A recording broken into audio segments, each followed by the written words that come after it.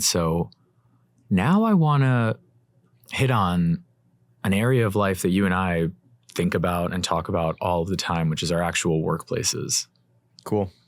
And it's becoming glaringly obvious to me that a lot of the ways that relationships become successful or fail also apply to our workplaces. I was talking to a manager who works at Google, and he was sharing with me how one of his friends, they went out for brunch, and the entire time she was talking about her toxic manager and how this person just completely consumed her attention. She was miserable as a result of this person.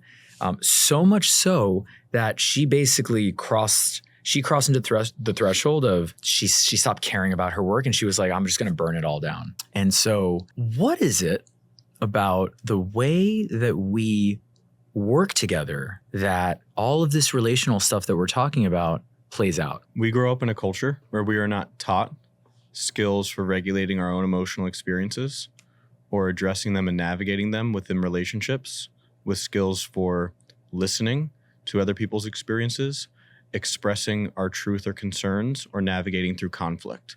So what happens to groups of people when they aren't taught those skills?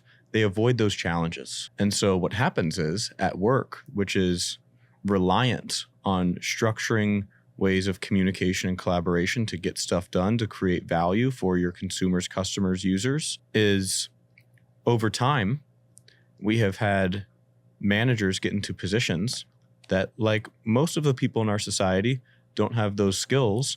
And so they rely on power over dynamics rather than power with or power to, which means the only way I can get you to do stuff is to dominate you, because I don't actually have skills for navigating through conflict or have confidence in my ability to actually like acknowledge something you're feeling and then continue to move along forward, or to know how to figure out what you care about and how to connect that to your work. The people that do, the amazing leaders that we look at and we say, holy shit, look at what they're able to accomplish.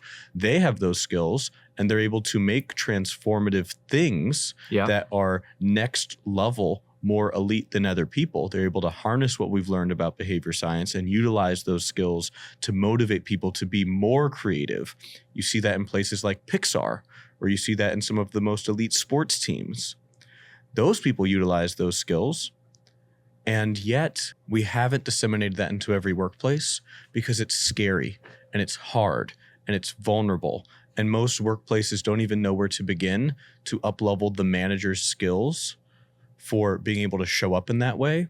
And so instead, what most managers get is they stumble along trying to learn how to manage based on how they have seen other people manage. And so you just see this continued tradition of managing a certain way that is reliant on dominating and having power over people. However, you have a generation, and millennials and even more so in Gen Z, that no longer are willing to operate that way, that are demanding some more respect and autonomy. And so there's this weird conflict happening within every workplace where managers' mode of operating is reliant on an old model that they have inherited without even being explicitly told, here's our philosophy of managing. It's just been absorbed by the behaviors that they have watched and what maybe mentors have said, this is what I've done in the past. But that way of operating does not meet the needs, demands, and desires of the current workforce. And so that's why there's this weird conflict where no one seems to be happy. The managers feel like their job is getting harder and they're frustrated. The workers feel like they don't get the support that they need from managers. And everyone is feeling like, you know what? I don't think I want to be a manager. I don't think I want a job that I have a manager.